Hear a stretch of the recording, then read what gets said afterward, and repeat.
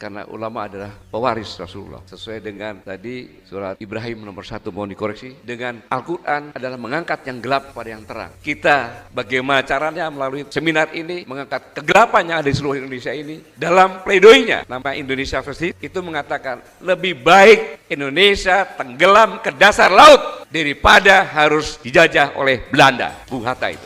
Sekarang, halo, di mana Islam? Di mana sih Islam? Yang kata Buya tadi. Kalau cerai berai kita nggak ada. Islam ada 80 sekian, 87%.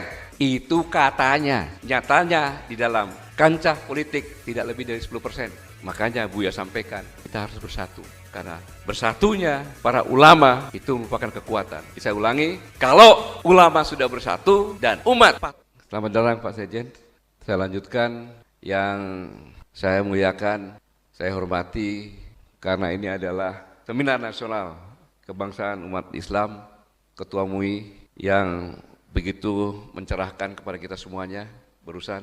Yang saya hormati, saya banggakan, saya muliakan Bapak Gubernur, Bapak Wakil Gubernur, Pak Sekjen, dan Danam Tamal, Forum Komunikasi Pimpinan di Daerah atau yang wakili semuanya, Pak Kapolda. Sebenarnya saya ingin ketemu dengan Pak Kapolda. Beliau adalah angkatan 92 yang menerima Andi Makayasa. Jadi Andi Makayasa itu di dalam pendidikan yang fisiknya terbaik, intelektualnya terbaik, mentalnya terbaik. Itulah kehebatan Polri menempatkan Kapoldanya, orang yang mentalnya terbaik di pendidikan. Pak Danrem tidak bisa hadir karena menjelang serah terima, Kasremnya sedang di Medan yang mewakili. Wabil khusus para Buya, Mas Said, Pak Ustadz yang jauh-jauh dari Riau, dari Jambi, dari Bengkulu, luar biasa ada di sini. Dan seluruh hadirin sekalian, khususnya Ninik Mama, ulama, kamu cerdik pandai, dan Bunda Kanduang, serta tentunya Dusana Kasadonnya. Saya di sini terus terang, Buya, agak gugup. Lihat aja gagah, lutut tuh gemeter gitu. Tadinya saya terima kasih Pak Wagub, saya diundang ke sini. Tadinya saya akan berangkat hanya berapa orang, tetapi saya tahu, maka saya bawa pasukan, beberapa profesor, doktor, baik putra maupun putri. Itu ada Profesor Ugus Nul dari UI, kemudian wanita internasional, bukan maksudnya apa? Yang dosen di Turki, Profesor Nur Hayati, ahli Komnas HAM ada di sini. Kemudian saya membawa intel saya, Pak Bosat sini. Ahli IT, termasuk juga saya harus dikawal oleh 3 mantan narapidana, pejuang-pejuang. Mereka saya katakan tidak malu, karena mereka semuanya, saudara-saudara saya di pemberani ini adalah narapidana politik, seperti Bung Hatta, narapidana politik. Itu sekolah, dan mereka tidak mau dikasihani, Justru mengatakan kepada saya, penjara saya ini indah, anak istri saya masih bisa sekolah, anak-anaknya masih bisa makan, tetapi saudara-saudara saya yang di luar, yang seolah tidak di penjara, tapi dia sama tidak bisa apa-apa, tidak bisa makan dengan anak istrinya, rakyat yang kecil. Itulah yang mereka perjuangkan, luar biasa. Semuanya dipimpin oleh tokoh kita, Pak Bahtiar, Pak Ketua. Saya kalau di samping Ibu harus panggil Ketua sama beliau. Pak Habib, ulama juga ada Pak, saya bawa, semuanya lengkap. Masih kurang kuat saya juga, saya bawa Datuk Fuad Basa, Mayor Jenderal Purnawirawan. Lengkap sudah sekarang, saya agak lumayan. Tetapi saya begitu terima undangan, saya semangat. Mengapa? Saya datang ke sini bukan untuk menceramai, salah sama sekali. Tapi di sini saya untuk belajar. Karena semua tokoh-tokoh bangsa ada di sini. Mulai dari kiri, Tan Malaka, Aidit, daerah Minang. Kalau proklamator, Bung Hatta dan segalanya, enggak. Kanan juga ada di sini, jadi lengkap. Maka di sini adalah tempat saya belajar. Barusan saya mendapat pelajaran yang sangat luar biasa. Sangat luar biasa. Buya mengatakan bahwa tugas ulama, karena ulama adalah pewaris Rasulullah. Sesuai dengan tadi surat Ibrahim nomor 1, mohon dikoreksi. Dengan Al-Quran adalah mengangkat yang gelap kepada yang terang. Jadi bulan Rajab inilah kita bagaimana caranya melalui seminar ini mengangkat kegelapan yang ada di seluruh Indonesia ini menjadi terang. Dan selanjutnya persatuan yang Buya sampaikan. Itu adalah tidak lanjut terjadinya perang Bu'ad, di mana kafilah yang berperang tadi katakan Buya sudah kalah, bahkan mencari bantuan dari kabilah Yahudi untuk menjual politiknya, hartanya untuk menerima bantuan. Pada saat kritis, tadi Buya sampaikan, Rasulullah datang, kemudian menyampaikan, maka disitulah lahirnya Ansor, saudara. Jadikan saudara semuanya. Tetapi belum selesai di situ. Dasar Yahudi terus mempengaruhi semuanya dengan jorgan-jorgan permusuhan di kedua kafilah Madinah tadi. Itu di abad ke-12 kalau tidak salah. Akhirnya hampir terjadi lagi pertempuran. Disitulah surat Ali Imran 103 datang, janganlah kamu bercerai dalam tali Allah, dan seterusnya. Saya nggak berani melanjutkan karena para ulama lebih tahu. Yang intinya adalah mewujudkan persatuan adalah sama dengan perintah Allah. Itu perintah Allah untuk sholat, sama. Itu adalah perintah. Jadi sangat luar biasa sekali kejadian di sini. Dan kenapa saya tidak berani berbicara di sini? Karena memang sangat luar biasa. Bicara tentang Pancasila, ketuhanan Yang Maha Esa. Di sini sudah final. Ketika perjanjian, saya tahunya Mangga itu apa? Para malam. Jadi semua adat-adat yang lama di sini yang bertentangan dengan aturan Islam disingkirkan. Ada dulu sabung ayam, mungkin di sini ada karena itu budaya Nusantara dulu. Ada judi, tarian karena memang dulu tidak pakai baju, hanya setengah, semuanya hilang. Jadi sudah final semuanya, dan masalah ketuhanan hampir di seluruh Nusantara. Kalau kita ketemu di daerah-daerah ada makam-makam, itu banyak makam-makam ulama-ulama dari Minang. Sampai ke Filipina Selatan, Bu ya. Sampai ke Filipina Selatan. Bahkan satu-satunya orang yang di luar orang Arab yang menjadi imam di Masjidil Haram adalah Syekh Minangkabau dari sini. Jadi tidak usah diragukan. Kemanapun kita pergi pasti ada orang Minang, bukan hanya sedekah begadang, tapi juga syiar agama dilakukan. Pancasila lebih Pancasilais. Orang Minang kalau masak beras, dia ambil 1 gam, dia taruh, disiapkan untuk sedekah. Di setiap depan rumah pasti ada tempat beras. Ya kalau bahasa saya bilang lumbung gitu, tempat beras. Di mana tempat beras itu kalau ada peri kemanusiaan itu sudah melebihi. Karena peri mayat pun diutamakan.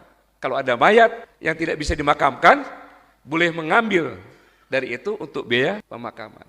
Sangat menghargai kaum wanita. Kalau ada wanita yang tidak menikah, tua, kesulitan, bisa diambil. Kalau rumah gadang rusak, bisa diambil. Bahkan kalau tokoh yang meninggal itu melakukan, bisa diambil. Masalah ekonomi, harusnya Indonesia itu kalau seandainya Bapak Muhammad Nasir masih ada, saya pikir kita tidak seperti sekarang ini. Seperti yang dikatakan tadi Pak Bahtiar, hutang kita banyak. Kemudian tanah kita, bahkan ada yang satu perusahaan memiliki tanah 1 juta hektar. Sehingga dari penelitian 1% orang kaya Indonesia itu seperti menguasai sekitar 49% penduduk Indonesia. Di Minang tidak mungkin terjadi karena ada tanah pusako, di mana kaum wanita menjadi komisaris sekaligus manajemen yang mengontrol prianya untuk mengolah semuanya itu, dan tidak boleh dijual. Paling-paling banter harus dengan diskusi yang kesepakatan bersama-sama, dikasihkan di penggadaian. Biasanya orang Minang tidak pakai uang, tapi pakai emas, tidak pakai bunga. Tapi kebun itu, kebun pisang, sawah, silakan penggadaian ambil hasilnya. Tatkala punya uang, dikembalikan lagi. Kalau ini terjadi, Masya Allah, nggak akan. Maka saya punya keyakinan bahwa benih-benih dari pembukaan Undang Dasar 1945, yaitu memprotek, melindungi segenap bangsa dan tumpah darah. Itu protek. Bangsa adalah orangnya, tumpah darah tempat orang tinggal untuk hidup. Kalau menggunakan falsafah ini, selesai masalahnya. Karena keadilan di sini berdasarkan keadilan Islam. Muhammad Nasir mengatakan bahwa antara Islam dengan negara ibarat orang, jasad dan nyawa, tidak bisa dipisahkan. Tetapi Muhammad Nasir tidak mengatakan harus negara Islam, tapi harus bersama-sama dengan tujuan berkeadilan Islam. Muhammad Nasir yang mengatakan ini. Apalagi Bung Hatta. Bung Hatta masih umur 20-an, sudah di Belanda dituduh untuk bekerja sama dengan PKI 1926, dalam pledoinya nama Indonesia First itu mengatakan lebih baik Indonesia tenggelam ke dasar laut daripada harus dijajah oleh Belanda. Bung Hatta itu. Begitu kembali dihukum lagi, lebih lama lagi. Di Belanda dituntut 3 tahun, sampai di sini 7 tahun, dibawa ke Digul, saya pernah ke Digul, namanya Tanah Merah, tempat malaria juga di sana. Kemudian di Banda Neira, kemudian terakhir di Sukabumi. Tapi ya itu, tetap produktif. Bahkan beliau sampai menjadi wakil presiden, coba ingat-ingat, lihat sepatu Anda. Bung Hatta, kalau lihat dari pikirannya, beliau membuat ekonomi berdasarkan keadilan, yaitu koperasi, Bapak koperasi. Tetapi beliau punya mimpi ingin punya sepatu beli, tidak terberi sampai akhir hayatnya. Muhammad Nasir belakangan menjadi pahlawan nasional. Tetapi kiprahnya yang saya katakan tadi sangat-sangat luar biasa. Harusnya banyak lagi tokoh-tokoh yang ada. Cuma kalau saya sampaikan bisa diusir nanti saya dari sini. Nggak selesai-selesai. Karena tadi katakan Buya, banyak sekali tokoh-tokohnya. Ulama tidak terkenal, itulah ulama. Pada saatnya dia bangkit, diperlukan, baru terkenal. Kalau biasanya nggak terkenal.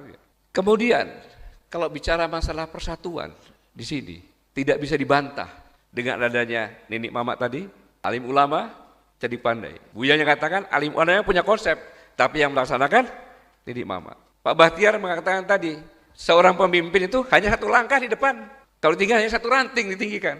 Jadi pemimpin itu seperti imam dalam sholat. Gak jauh-jauh, kalau jauh-jauh bukan imam sholat. Bayangkan itu. Persatuan itu sangat kokoh. Belum lagi saya pernah sering saya makan Padang, saya tanya, gajimu berapa di sini? Saya nggak dapat gaji, Pak. Hah? Nggak dapat gaji? Iya, Pak. Saya seperti mempilik di sini, bagi untung. Kapan kamu dikasih untungnya? Nanti, pas menjelang bulan Ramadan kami pulang semua dikasih. Jadi, begitulah kemanusiaannya orang Minangkabau. Tidak membudakkan, tetapi menjadikan sama, luar biasa. Selanjutnya, saya ingin mengingatkan kepada kita semuanya, situasi yang sekarang ini, itu adalah berawal dari anugerah Allah Subhanahu wa Ta'ala. Orang luar melihat Indonesia itu adalah pulaunya cantik-cantik, besar, lautnya, Pak, ini Pak Wali Kota ini, saya bilang kepala suku saya, itu di Indonesia ini tempat ikan kawin. Jadi kalau kawin dia ke Indonesia, pulau manapun juga, laut manapun juga. Setelah saya kawin, dia beranak di tempat lain. Bayangkan, jadi ikan yang ada di seluruh lautan Indonesia ini adalah ikan yang besar-besar semuanya. Semua bentuk tambang apapun juga ada di wilayah Indonesia. Mau minyak, gas, nikel, emas, apalagi semuanya ada. Kemudian negara 9 terindah, penduduknya sangat ramah, budayanya beragam, persatuannya luar biasa. Jadi orang melihat ibarat gadis cantik.